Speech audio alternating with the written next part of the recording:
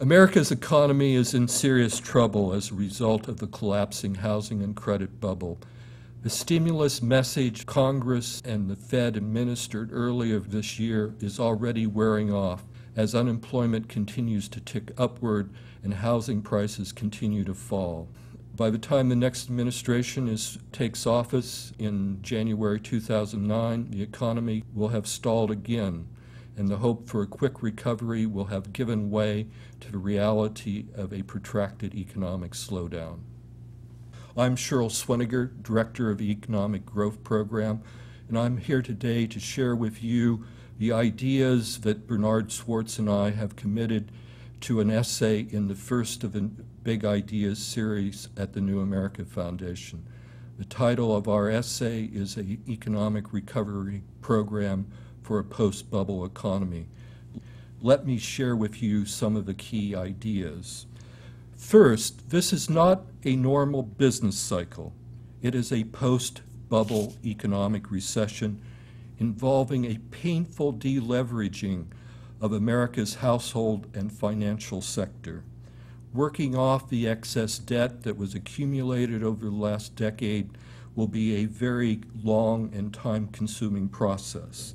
Therefore, consumers and housing will be treading water for some time to come. Second, over the past decade, our economy was too dependent on debt-financed consumption. We therefore will need to find alternatives to consumption-driven growth in the future.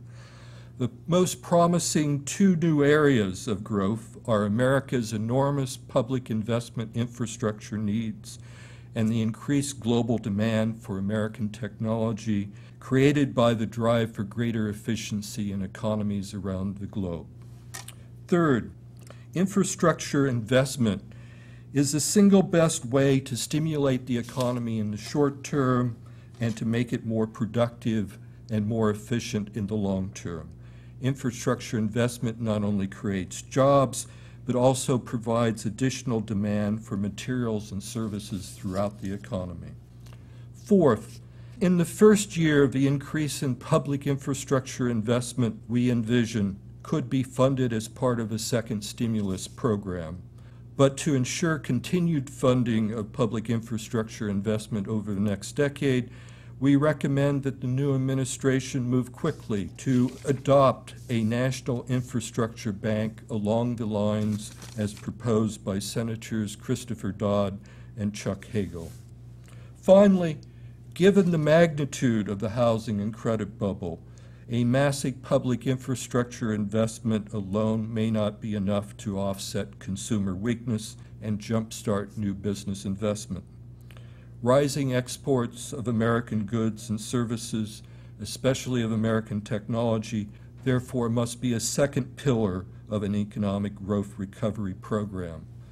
The next administration must therefore have an international strategy that will encourage China and other surplus economies to expand domestic demand to offset American consumer weakness. Our economic growth program, consisting of both public infrastructure investment and increased global demand for American technology, will provide more stimulus than the alternative of short-term consumer-oriented tax rebates and will be better for the economy in the long term. We hope you will read our essay and send us any comments you have on our economic recovery program. Thank you.